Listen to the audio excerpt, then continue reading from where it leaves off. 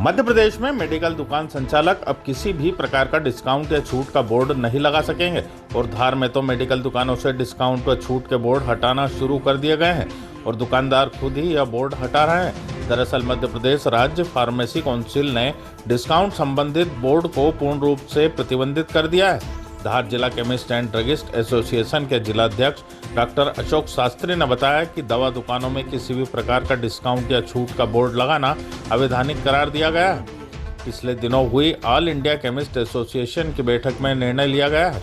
Pharmacy अधिनियम 1948 के तहत धारा 7 व 8 के अंतर्गत दवाइयों के विक्रय में दिया जाना प्रलोभन छूट का विज्ञापन देना या बोर्ड लगाना न केवल अवैधानिक है बल्कि दवा व्यवसाय की गरिमा को ठेस पहुंचाने का प्रयास करता है। यदि कोई मेडिकल दुकान संचालक डिस्काउंट या छूट के बोर्ड नहीं हटाता है तो उसके खिलाफ सख्त कार्रवाई के साथ ही लाइसेंस भी निरस्त किया जाएगा। वहीं उन्होंने मेडिकल संचालकों से दुकानों पर किसी भी प्रकार का डिस्काउंट या छूट का बोर्ड हटाने की अपील की है। ऑल इंडिया केमिस्ट एसोसिएशन के द्वारा फार्मेसी काउंसिल ऑफ इंडिया को निवेदन किया गया था, मिले थे, तो विभिन्न धाराओं के अंतर्गत ये पूरा अवैध है।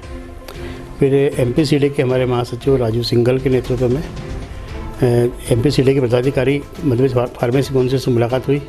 उन्होंने कुछ धाराओं के अंतर्गत ये आदेश जारी किया है कि किसी भी मेडिकल दुकान पर कोई भी डिस्काउंट का बोर्ड, प्रलोभन का बोर्ड, किसी भी तरह से प्रलोभन का बोर्ड डिस्काउंट के कोई लगा नहीं सकते हैं। लगाएंगे तो उसके खिलाफ लाइसेंस भी निरस्त हो सकता है उसके खिलाफ, और या उसके खिलाफ विशेष रूप से कार्रवाई भी की जा सकती है।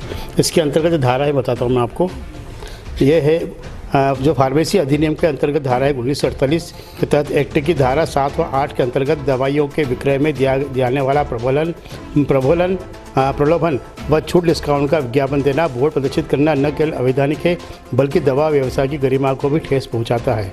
इस संदर्भ में एक और नियम है, इसका फार्मेसी को निलंबित भी किया सकता है।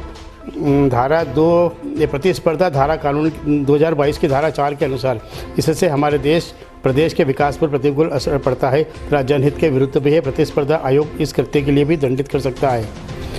तो भैया क्या कारण रहा कि इस प्रकार का आदेश जारी हुआ?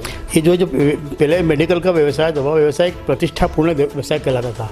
अब इतना कचरा हो गया है कि दवा व्यवसाय मतलब एक बहुत छोटा व्यवसाय हो गया ना, प्रतिष्ठा के अनुरूप नहीं रहा और इसमें कंपटीशन की भावना बहुत ज़्यादा पैदा हुई थी।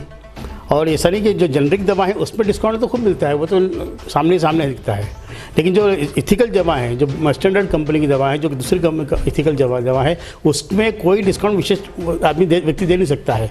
तो उसमें क्या है कि जो इथिकल दवा है उसमें भी परेशानी आ रही थी, बोले वहाँ डिस्काउंट मिल रहा है, फलानी जगह मिल रहा है। तो उसमें स्टैंडर्ड पे भी दवा के व्यवसाय में की प्रतिष्ठा पर भी उसका असर पड़ रहा था। इस कारण से government of India, Madhya Pradesh शासन और फार्मेसी काउंसिल ऑफ इंडिया ने इस प्रकार से